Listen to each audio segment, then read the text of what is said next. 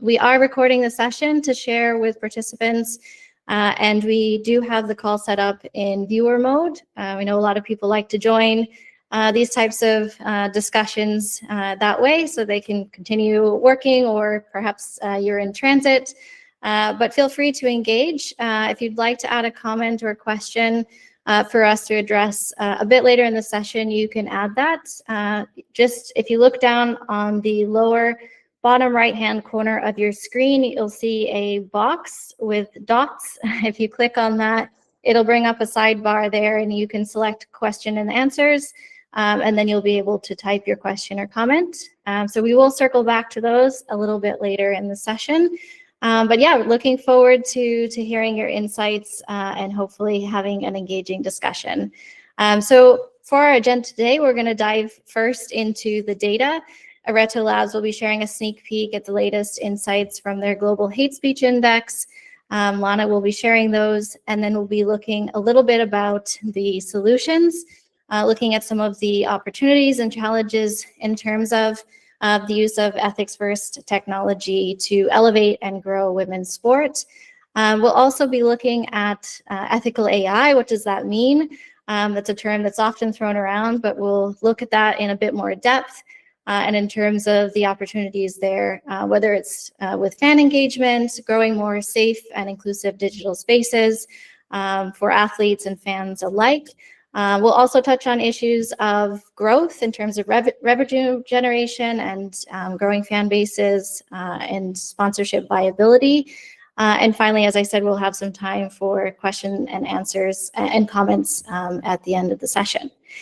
So without further ado, I'd like to introduce our two experts today. We're joined by Lucy Mills from Ready Sport Global and Lana Cuthbertson from Areto Labs.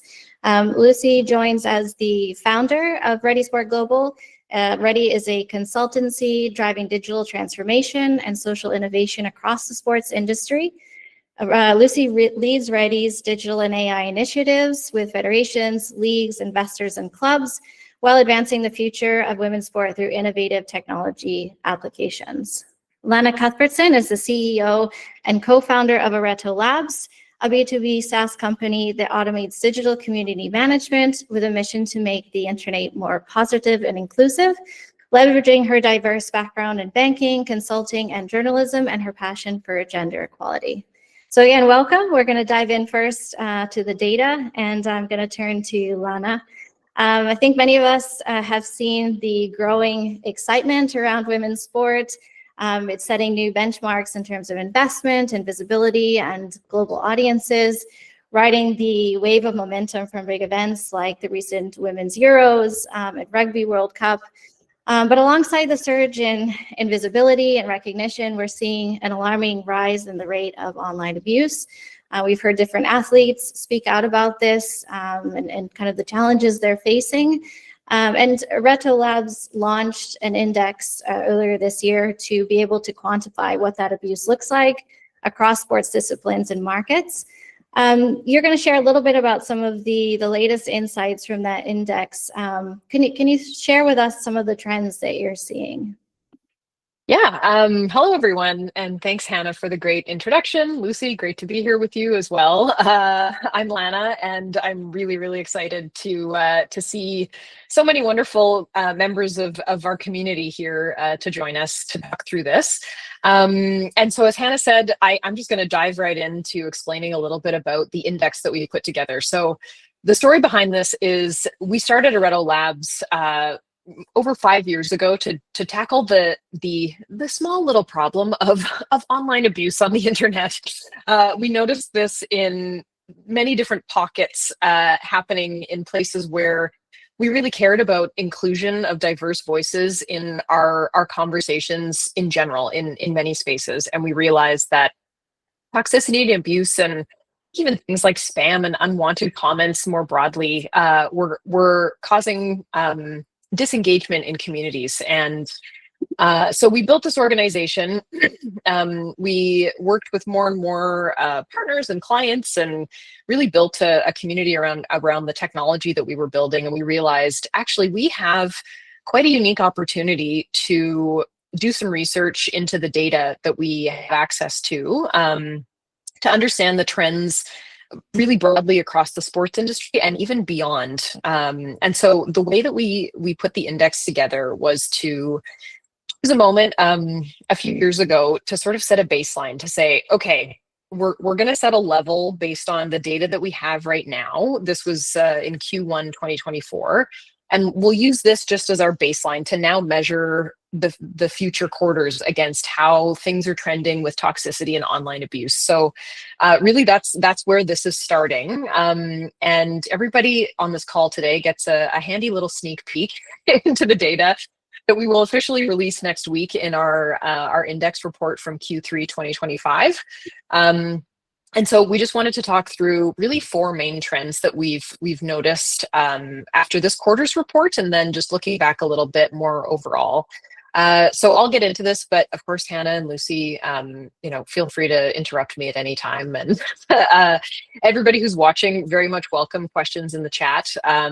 Feel free to write them in there, or even make a note to them yourself too, and we'll make sure we get to those, at the end, or if there's something that comes up during this this talk too, we can look at that. But so the first point that we noticed is toxicity is escalating overall. I think many of us in this community have a pretty good sense of this being a problem. So I would expect this maybe isn't necessarily a surprise to everybody. But the data shows what we all sort of instinctively know. We've seen a 50% year-over-year increase in overall in online hostility across sports, across women's and men's sports. And we often see sort of natural ebbs and flows across quarters depending on the seasonality of sports, as we go in and out of seasons for different sports. And even with sort of our seasonal Q3 dip that we often see, toxicity remains still structurally higher than a year ago. So really what this kind of means for the growth of women's sport in particular is the investment that we put into growing our communities is more and more undermined by some of this negative language. We'll go into this a little bit more with some of the other trends, but that's really the sort of so what of, okay, toxicity is elbowing its way into our communities and causing problems for us, and to ignore it is not something I think any of us want to do. There's such a drive to solve this problem. I know for me, for sure, this is what drives us at Areto Labs. But it's seeing the data like this really underlines for me how important it is that we look at solutions for this. So that's the first finding for our report this quarter. Next, we found, again, maybe unsurprisingly, that women's sport remains disproportionately targeted. So our index for women's sport is 180 versus men's 131, which is 37% higher toxicity level. We, at Areto Labs, we work with lots of different customers and clients across sport, and then also across a few other sectors. And we hear this anecdotally from our customers all the time, and it shows up in the data that when there's any sort of public message from any sort of slightly diverse corner in any way, it tends to attract more toxicity and more problems.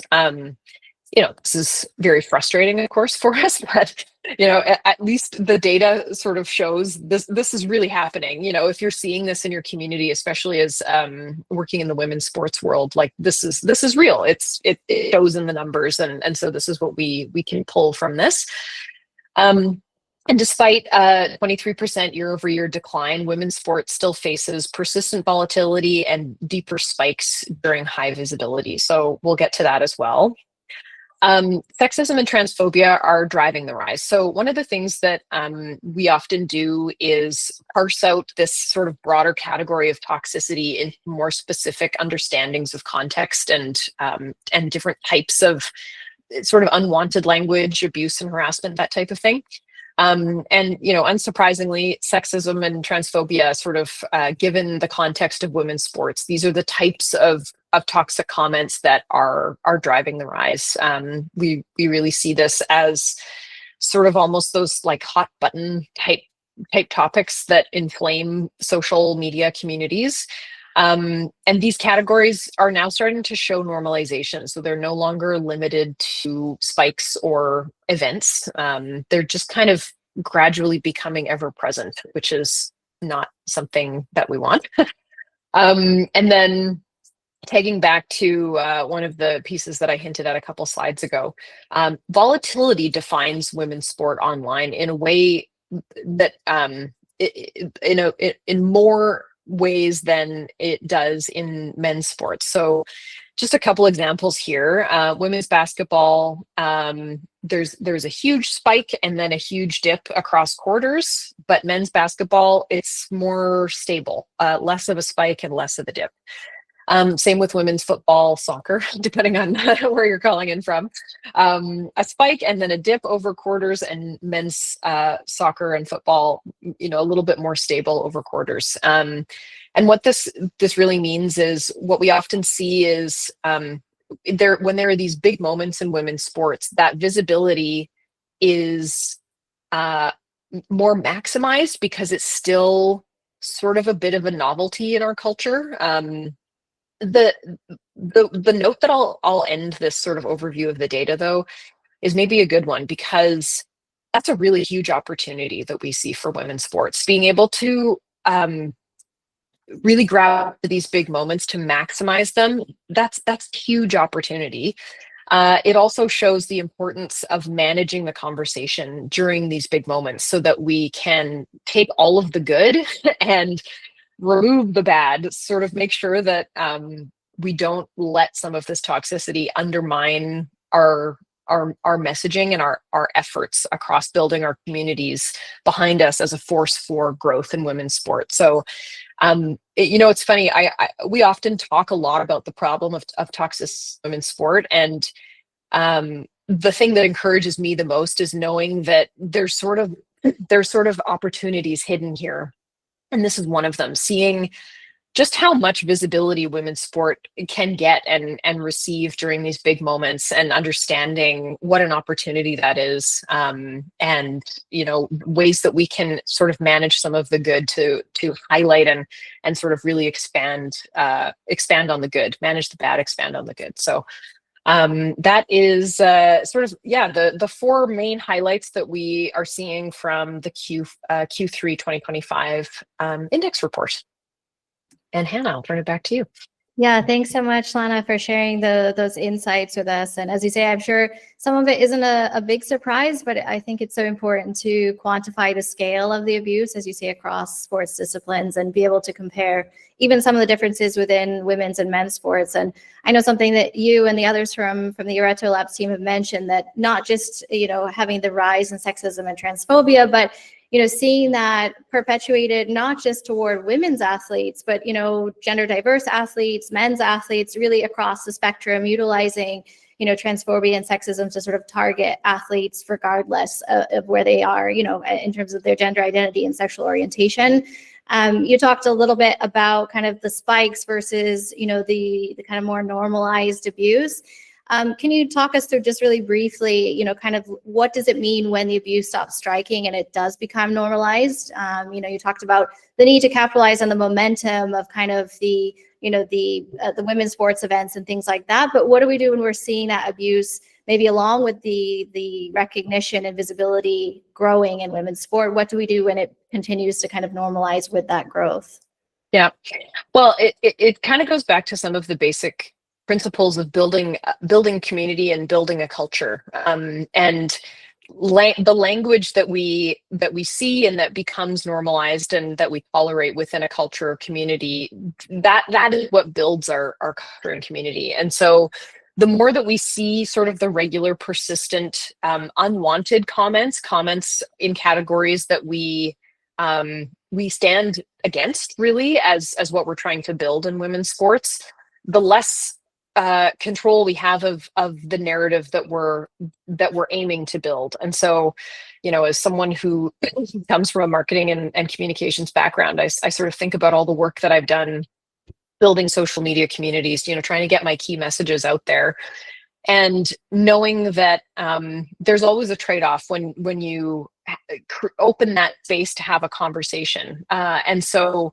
when it's not just broadcast, when there's a two-way dialogue and there's a conversation involved, there are so many opportunities to engage others, engage your fans in your messages, and bring them in as part of the community. There's such strength in that, but not dealing with some of the messages and the elements that we don't stand behind, we don't want as part of our community, it just kind of pulls us backwards. It takes all of this effort and this investment that we're putting in our marketing communications effort to grow women's sports.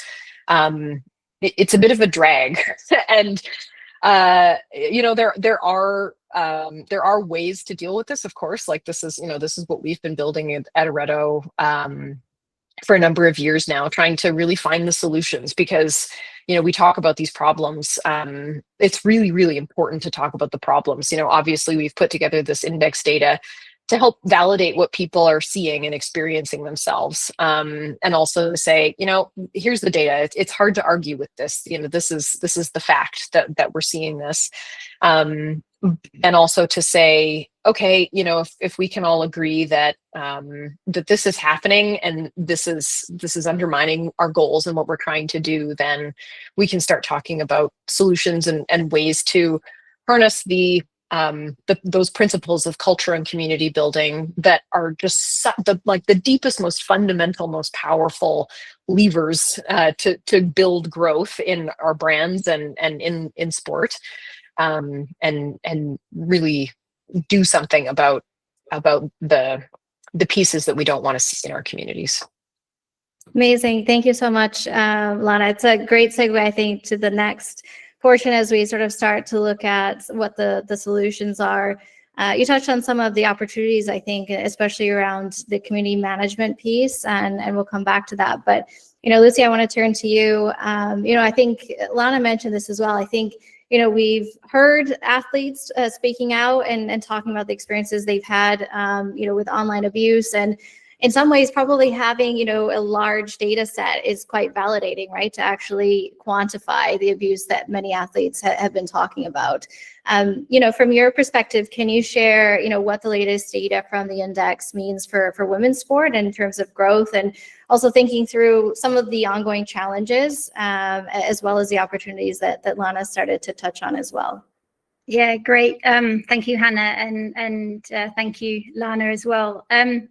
Yes, I think that the Global Hate Speech Index is a reflection of the fact that women's sport has never been more visible.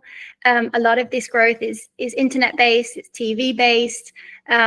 If we look at the Women's Euros in Switzerland, right? So we had over 650,000 people in the stadiums, but then we had something like 500 million people watching across TV, across internet programming. And so as Lana touched on, visibility has never been higher.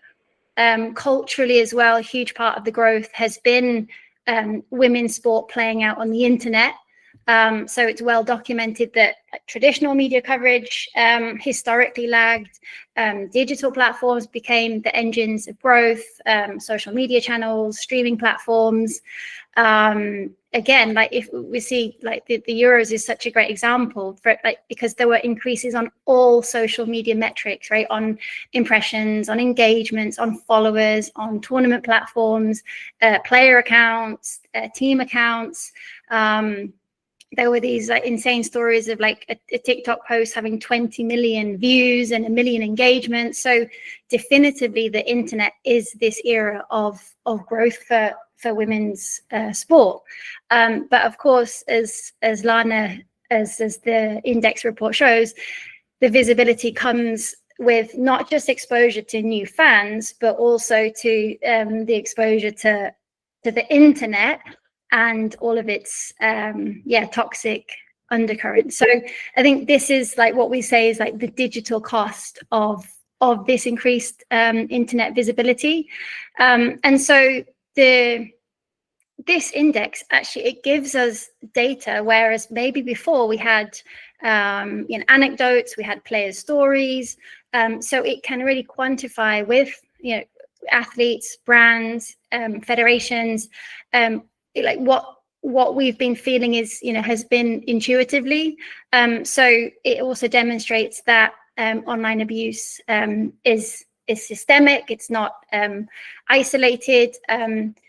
It does impact on athletes' well-being, but also brand safety, commercial performance. So it was interesting. Milana talked about the spikes and the high-profile moments, and just the pure mass population and reach that these events get. So the problem is pervasive.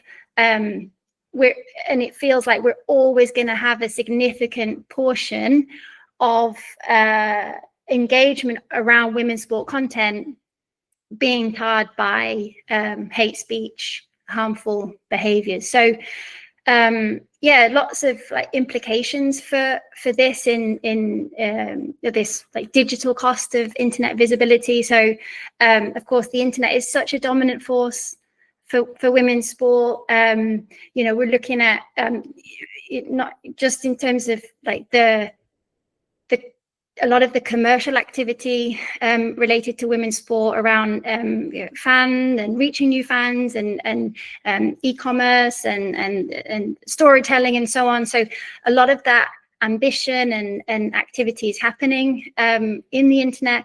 But it also makes us realize that the internet is not this neutral space for us to continue with growing the sport. So we're seeing this hostile digital environment can what has the potential to undermine the value of the women's sports ecosystem. So yes, it's bad for athlete safety, but it's bad for reputation, it's bad for fan experiences. There's a potential to lose that authenticity and closeness to the sport that has been so rich and so meaningful from all corners. So potentially driving away interest. And so I think the work in this report really shows us that protecting digital assets, thinking really intentionally about the internet as a space where a lot of women's sport activity is happening,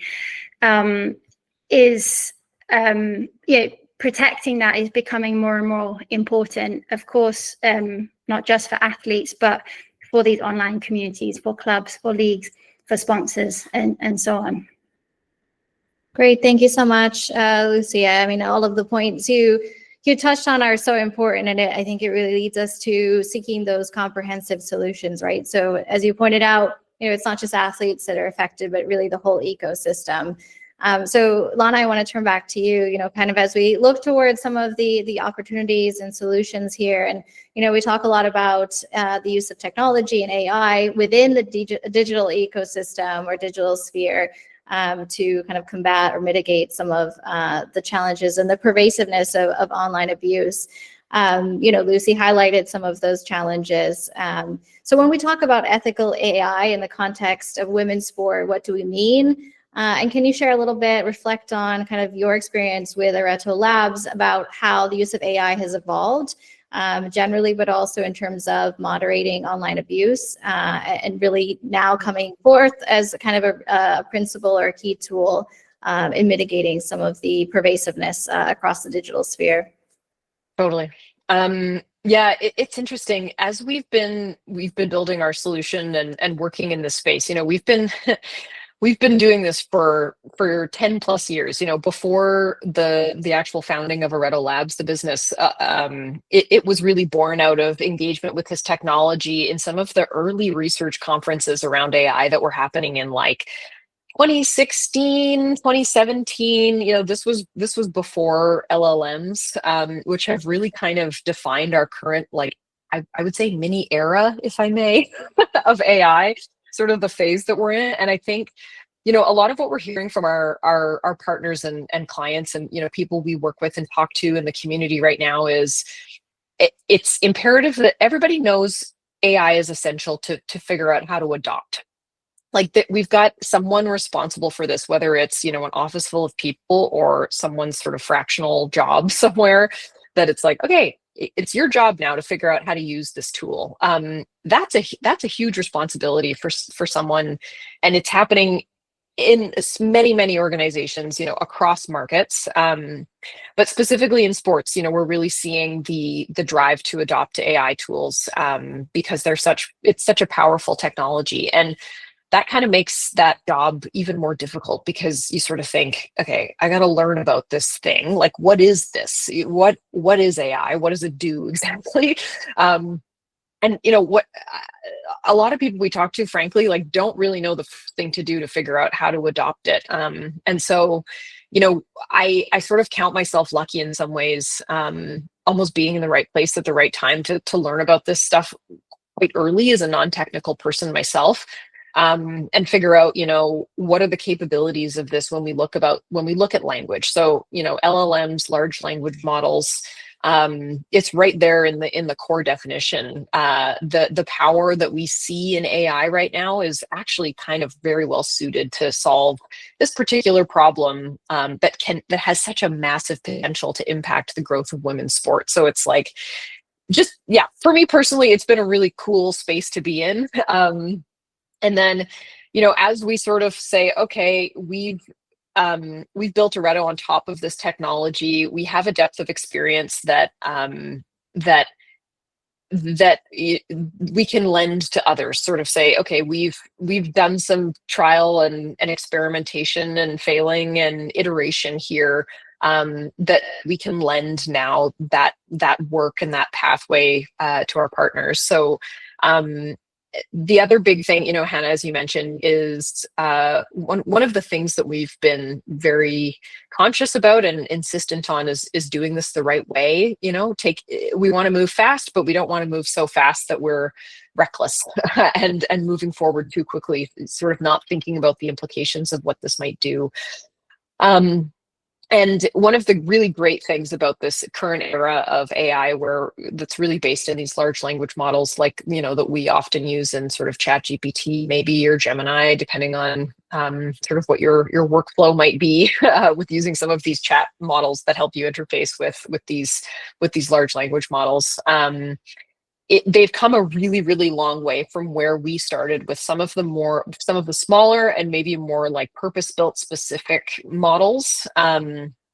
So that's one of the first things that we've been able to do, is have a really deep and nuanced understanding of the evolution of this technology and where it's gotten us to, and how it really plays out within these communities. And that helps us understand quite deeply and helps us build our product in such a way that it communicates to our partners how this tool is actively working alongside them in their digital community.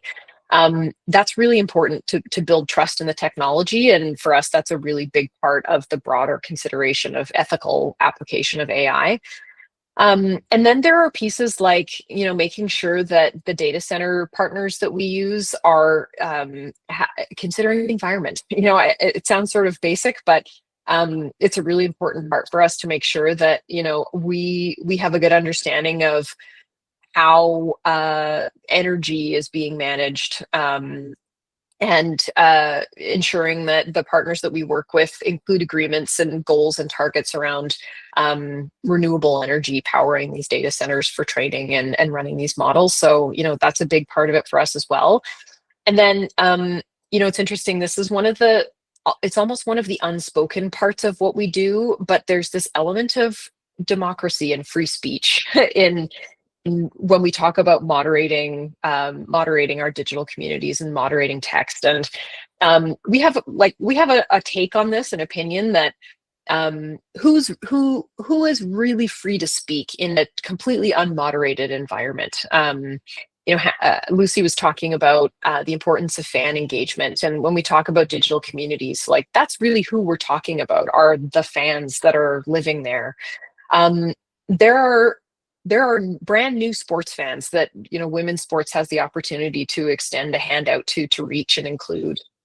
And when we think about the experience those fans are having and how important it is to maximize their safety alongside athletes, alongside brands, but ultimately, it's about the fans.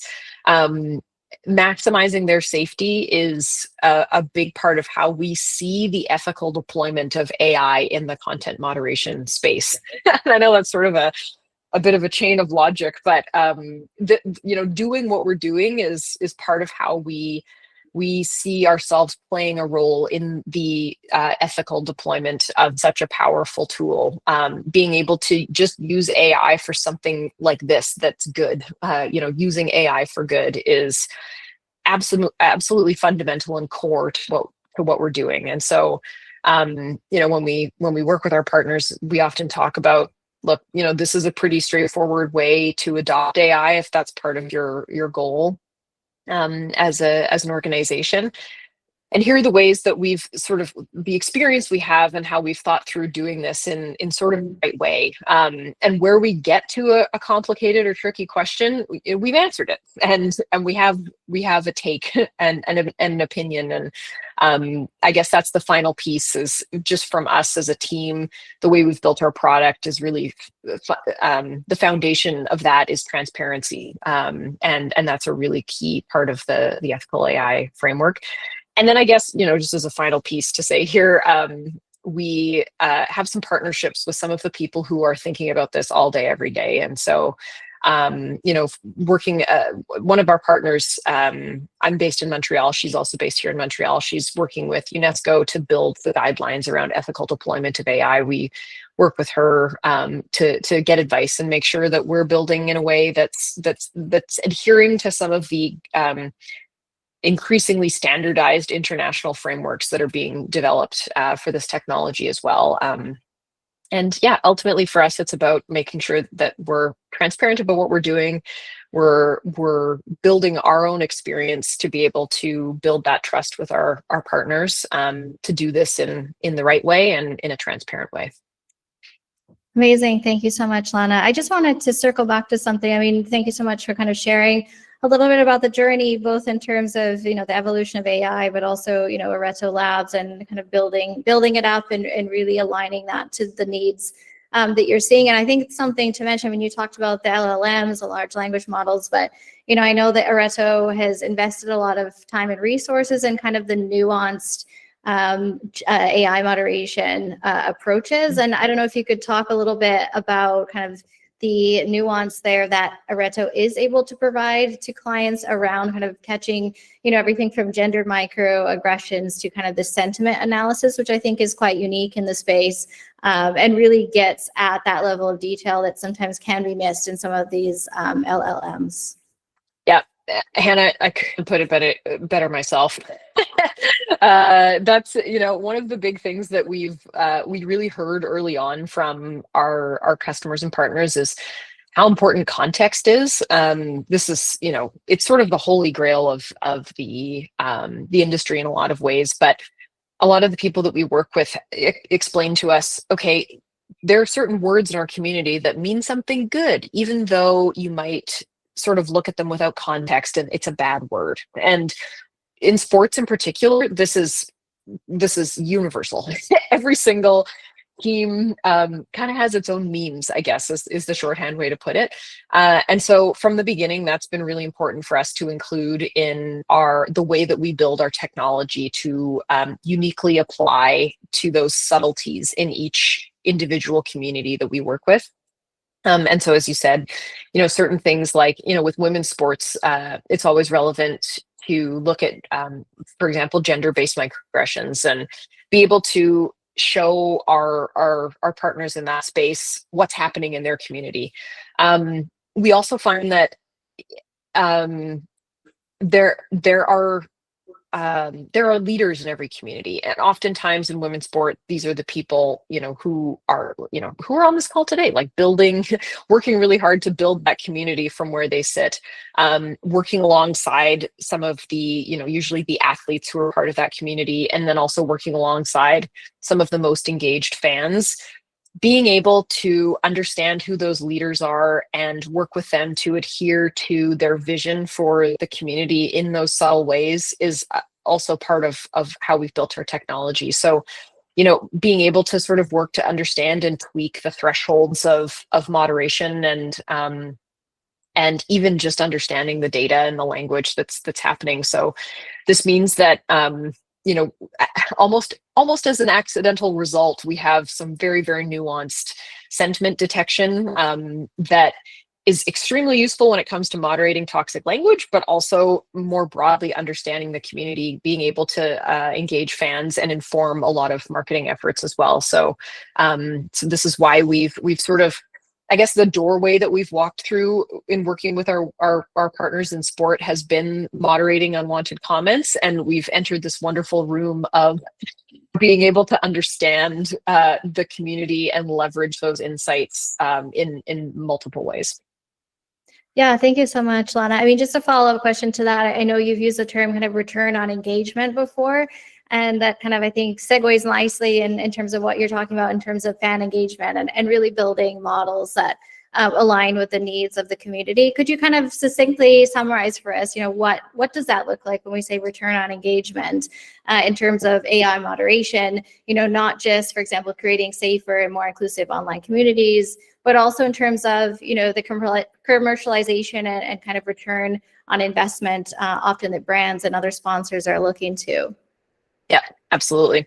Yeah, so this is the return engagement idea we found was a good sort of shorthand way to talk about the importance of solving this issue of unwanted comments, because as people in roles who shape digital communities to maximize the growth of women's sport, engagement is such a key goal. You know, understanding how much effort we're putting into promoting our team and what the return is on those efforts. So both in sort of like publicity, organic growth on social media and digital communities, and also paid growth in digital marketing and some of the other marketing we do, we invest a lot to get engagement in our content. Like, content is king. Like, this is sort of the basic you know, standard marketing goal of anyone across sports right now. Content engagement, fan engagement, especially across digital, but even in the broader context of engagement, this is critical. So when you think about all the effort that goes into creating that engagement, all the dollars invested in creating that engagement, what a moderation tool can do is prevent the investment from being undermined by some of the messages and conversations that are not aligned with the message that you're trying to send. So, you know, a really straightforward way to talk about this, we were working with a client a couple months ago, and they sort of put it this way, that they said, okay, yeah, I pay to promote my thing on Facebook. I'm paying for an ad, and there are all these comments underneath that are totally an antithesis to what I'm trying to say. And I want that engagement. I want these comments. You know, in theory, that's the calculation that's happening in our head when we're working on social media to create engagement, that engagement is good. But that negative engagement actually, you know, our data, we've got some other data that is not necessarily in the same category as some of this index report, but sort of shows how negative engagement actually undermines that investment that you put into building these communities. These are hours, these are dollars that are not working as hard as they could be for you because of this this negativity online. And, you know, not just negativity in sports, we find things like spam and illegal stream links and betting scams and like things that trip up your fans, that just make the environment less pleasant to be in. And it just, all of that works together to undermine the investment. And so, yeah, when we talk about return on engagement, we say, basically you can take the hours and dollars you're spending on this, not change anything, and they'll go further if you can put in a tool that manages the conversation and prevents those efforts from being undermined. Amazing. Thank you. Well, both Lana and Lucy, for your insights. I mean, we've covered a lot in a short amount of time, and I know there's a lot to unpack, but I want to move us now to some questions. So we'll start first with a couple of questions we received during the registration process, but definitely want to keep some time for any questions that people on the call, on the line, want to ask as well. So a couple of quick ones for you, Lana. The first one, We've talked about online abuse, and of course that can happen on, but well, across the digital sphere, TikTok, all of the different platforms, TikTok, Instagram, YouTube, etc. And oftentimes those are kind of on the clubs or team pages, maybe on the athletes' public pages as well. But we've heard a lot of athletes, particularly talking about the challenges with receiving abuse through their direct messages. And of course, when we think about growth as well, especially for women's athletes, direct messages are also the way that brands reach out. Brands or potential sponsors. Could you talk a little bit just about, Areto's approaches? I know there's some restrictions in place based on, how the platforms are set up, but what are some of the things that Areto is doing and can encourage maybe the broader ecosystem to consider in terms of this issue? Yeah, really good question. We get this question about direct messages quite a lot, especially when it comes to protecting individuals. And so, some of the work we do, usually if we're working with a team or league, often they'll be able to offer the software to their athletes as well to provide individual protection. And so, yeah, in that case with individuals, we often get a question of, what about direct messages? And the product that we have itself, the way it is right now, we can't moderate direct messages, usually based on some of the required permission. This is sort of a bit technical, but some of the required permissions from the platforms around API access. There's it's just a different level of access that you can work through in order to moderate DMs. And so for us, we've put it on. It's on our product roadmap because it's something that comes up and it's important to us. But it's just that a little bit trickier and not quite the priority that we see from some of our other partners to build a solution around it.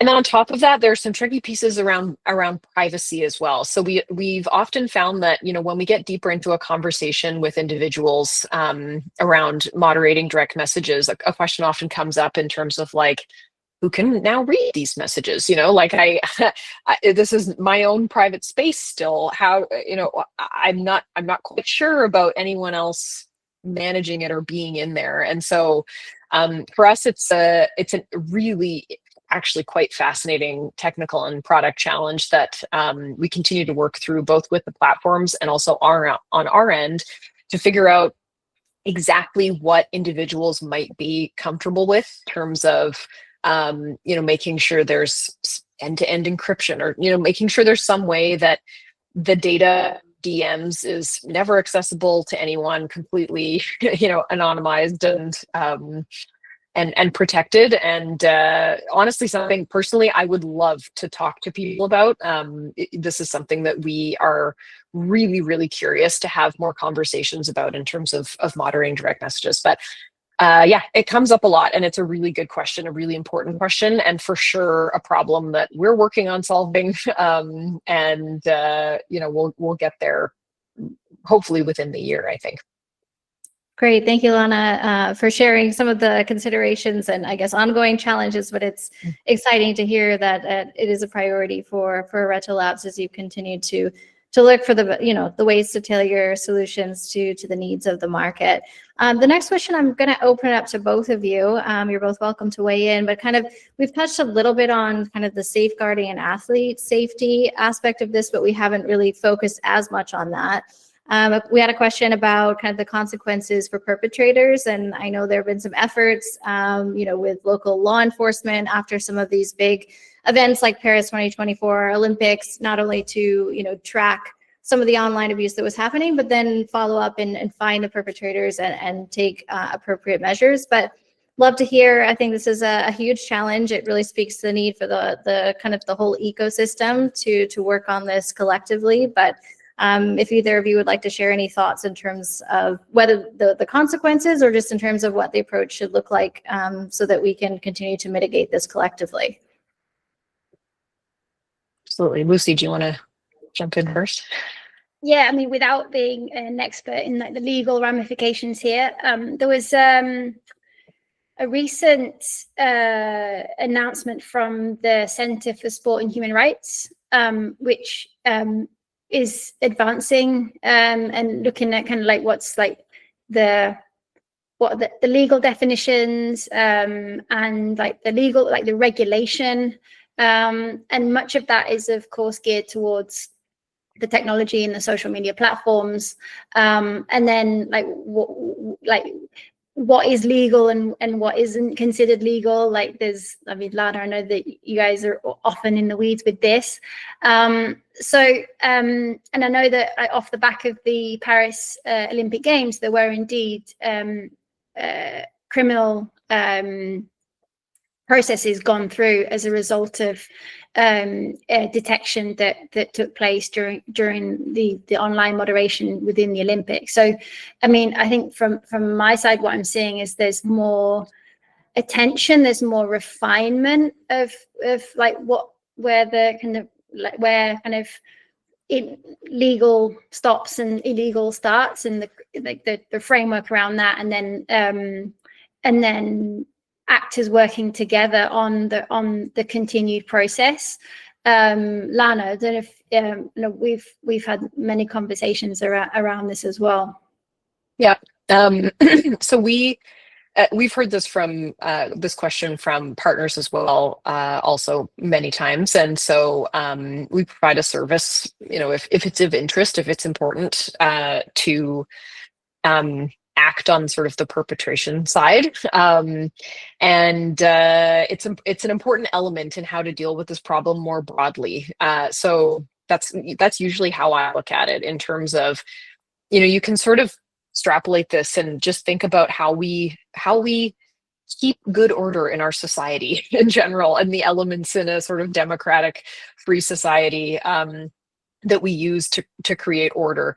And an element of it is law enforcement, and there's an element of culture and norms. And so in my mind, these two things are both important, and they go hand in hand, and they can reinforce each other. And so if we limit the ability to for I guess bad actors in our community to broadcast and influence what they're doing, it's sort of the this is like a bit of a weird nerdy deep cut back into my like research as a grad student, but it's almost like the Jane Jacobs effect. If you think about like how to keep a neighborhood safe, and the types of things that go into building a local community safety, some of the small acts of making sure that that your streets are clean and there's an appearance and general feeling of order and care, that goes a long way to preventing some of these types of things from happening in the first place, which then saves the effort down the road around enforcement and sort of taking that angle. So that's how we see it, is that both pieces are really important, and finding and identifying perpetrators is part of it. I will say, just from where I sit every day, sort of looking at seeing the data stream through, being able to have a bit of a peek behind the curtain and understand the volume that of toxicity that happens, and the impact it must be having on communities that don't have a moderation solution in place. I can tell you that I really strongly believe that both of these things are important, and especially making sure that we're leveraging the technology available to us to do that moderation piece in the first place. It's like, yeah, it's that parallel to sort of keeping your local neighborhood safe by sort of having eyes on the street and being a good positive presence, and amplifying the people that are doing good, and minimizing the sense of acceptance of negativity is really, really critical. So that's my take. Yeah, no, amazing. Well, thank you both, Lucy and Lana, for those insights. I mean, I think it's a complex issue. We could probably dedicate a whole webinar to diving more into kind of the safety aspect, and of course, kind of the comprehensive approaches. But you make some really good points. I'm going to pause because I know we have one or two other questions from the registration process, but I want participants that are joining us live to have a chance also to ask some questions. So we're going to open it up now, and if we have a lull or a chance, we'll go back to some of the ones from the registration process. But If people would like to come off mute, just please raise your hand so we'll make you a collaborator and you can ask your question.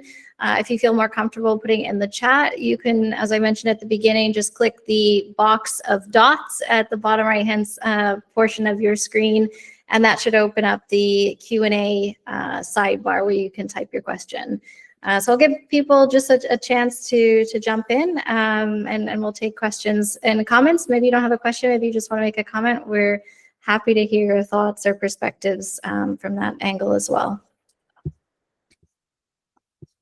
I feel like we should introduce some Jeopardy music or something to really like.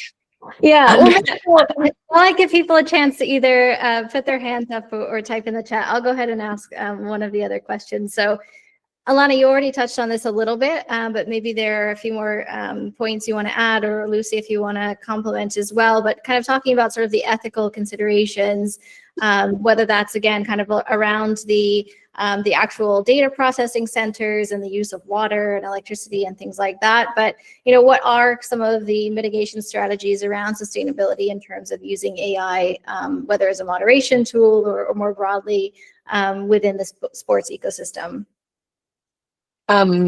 It's a great question, and actually complements quite nicely a question I think I just saw pop up in the chat around, I think it's what concerns you most about the future of AI and women's sport. And this sort of ties into an ethical type question as well. So maybe I'll sort of answer my first instinct on that, and Lucy, you can jump in too. But the interesting flip side of the power of large language models in AI means that generative AI has become very, very powerful and leads to misinformation, disinformation, deep fakes. I think this is personally my biggest sort of worry and concern about AI in women's sport, and actually just generally on social media. Like, this is an interesting and, you know, scary combination of this powerful way that we have to communicate and broadcast through social media, plus the ability to generate untrue, you know, unfactual content. So I think that's probably my biggest concern, and it's something, you know, of course, that we're looking into in terms of expanding our moderation capabilities, and also very much a question of, you know, what are the ethical ways to leverage this tool as we manage our digital community. You know, it speaks a little bit of the element of free speech and community order, I guess, as well. Yeah, thanks so much, Lana, for that. I mean, in terms of deep fakes and kind of the concerns, I think I saw something recently about a team or club that had used like AI generated images of its players. And I mean, just some of the concerns around that. But yeah, we're seeing it in so many different ways. And yeah, there are concerns around data protection and yeah, just so many things. As I said, I think we could spend a lot of time unpacking, but I see kind of a follow-up question. This is a really good one in the chat. Yeah, love that. AI versus AI. I kind of had these images in my head of sort of two robots fighting. But yeah, the question is, how do we win this ethical battle without the same level of resources as some of these big social media platforms, for example, that are also utilizing AI? I don't know if who wants to take that, but yeah, open it up to either of you or both of you to weigh in. I'd love to hear what Lana has to say about this. What a great question. Sure. Totally. I feel like I've been monopolizing. I'm like, as you might imagine, I have thoughts. It's interesting, like working in this space for a long time. One of the things I've learned, because you would think that social media platforms would have all the resources in the world to solve this problem. And one of the things I've learned is that it's not really a question of resources. It's a question of values and ethics, and on the one side, but also of innovation. And, you know, as in a totally different part of my brain, there lives, you know, little startup entrepreneur Lana that is sort of following the pattern of some of the research and work in entrepreneurship, and specifically tech startups, understanding the innovation curve. And it's really been fascinating to work as such a we're a small company, you know, we're about a dozen people building this tool, building this company, you know, looking to grow. It means we can move really fast. And these big social media companies now are absolutely enormous. They're some of the biggest companies in the world. And often that size changes the speed that you can act at and the risk profile and tolerance that you have, especially for addressing some of the unique issues like this. So I don't know if that answers the question exactly, but it's a lot of how I view the odd question of why aren't social media companies better at this, given all the resources they have? And there's sort of that parallel values piece alongside speed and agility that I think, you know, we really are able to innovate at a faster speed and in a very focused way according to our values, and based on honestly like what we're able to see and understand from the partners that we're working with on through conversations like this with fantastic, you know, audience members with questions like this, like, you know, this is not something social media companies are doing, and this gives us a unique advantage. So anyway, thank you everybody, I guess, for being here and helping be part of it. It's really something we're doing together, as far as I see it. Yeah, that's a great response, Lana. I think it does come down to values, and it doesn't mean that a small powerhouse like Areto Labs or Ready, you know, can't really maybe put more pressure on some of these, or collectively, as you say, kind of all of us here in the room put more pressure on some of these bigger companies that do have more of the resources. Yeah. Anything Lucy wanted to say? We do have more questions coming in, but just wanted to give you a chance if you want to weigh in there as well. Yeah, no, I think like reflect kind of related to the previous two questions. I think it's like, you know, as sports organizations or clubs or NGOs or federation, like often it's like it's so overwhelming, and many, if you look at like there are many global frameworks advancing, right? Like Lana talked about UNESCO Global AI Ethics Framework. You have the Global Alliance for Ethical AI Innovation. You have the Council of Europe Framework Convention. You have the World Economic Forum AI governance initiatives. You have the OECD recommendation on artificial intelligence. So I think we're not short of frameworks and advice. And but then I think if we break it down a bit further and you look at the key principles within these frameworks, and they're often, you know, really around non-discrimination, about transparency, privacy, data protection, inclusivity, explainability, keeping humans in the loop, and so on. So you would kind of think that some of these are so macro level and really geared at the big tech and really geared at government and really geared at the international community, and then or geared at small tech like Areto Labs. So refreshing as well to see a company building on the internet and building with AI, having its own responsible, ethical policy and approach. But then you think, well, what's relevant for sports organizations too? And so, and it's not all, and I don't think it is all of them, but you know, particularly around privacy and data protection, and there's certain aspects of those frameworks that are more relevant to sports organizations. And there are aspects within these frameworks that can be part of an organization's position or stance or position on AI and use of data and technology. So I think that's like one thing. And then there's another question here from Monique about sometimes federations and clubs could do more, or there's a slowness or hesitance. And so in the case of Areto, I think what we're seeing is that there's not only a moral justification for deploying a ethically trained tool like Areto, but there's also business cases, the return on engagement, there's the commercial gains and returns that have been demonstrated and proven from you know, in the case of Areto and others as well. So yeah, I think they're just my reflections here. And then yeah, I know there's another question, a couple of questions here. Again, fascinating. So I'll hand back to you, Hannah.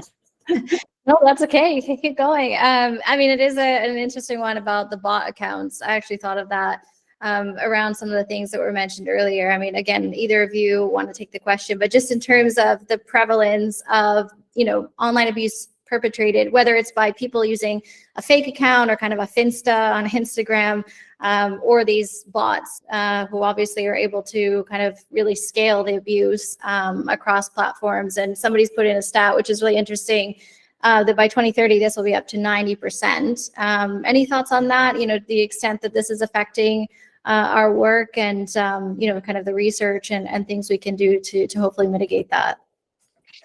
I'll make my answer 20 seconds or less because I think this will probably be our last question, but we see a lot of bots. It's a big part of what we moderate, and I agree we're seeing the increase in the rise of them, but there are opportunities to do good with those as well. So it's not entirely bad, but absolutely it'll be a trend. And yeah, I would say even more a reason of the importance of active community management, but automated moderation. Yeah, amazing. All right, I know we're over time. We just want to thank everyone so much for your participation, for your insights and engagement. Thank you both, Lucy and Lana, for joining us and sharing a little bit about your respective perspectives on the issue. I know we'll feel like we've covered a lot, but we've kind of only scratched the surface. So if anyone who's connected wants to continue the discussion, please feel free to reach out. We'll be sharing a follow-up email with the recording, along with some information about how you can follow our work, both at Ready, Sport Global, and Areto Labs. And for anyone who's interested in signing up to receive the full version of the latest index, we'll also include some details on that as well. So really happy for today. Thank you all so much. I think we've kind of collectively, you know, sort of seen really the importance of addressing this holistically. Kind of looked at the data in terms of, you know, the prevalence of online abuse, but also looked at the solutions and some of the opportunities out there to really address this in an ethical and thoughtful way, and hopefully continue to grow the approaches in terms of AI moderation and the use of digital first tech to elevate and grow the women's game. So thank you all so much. Have a wonderful rest of your Tuesday.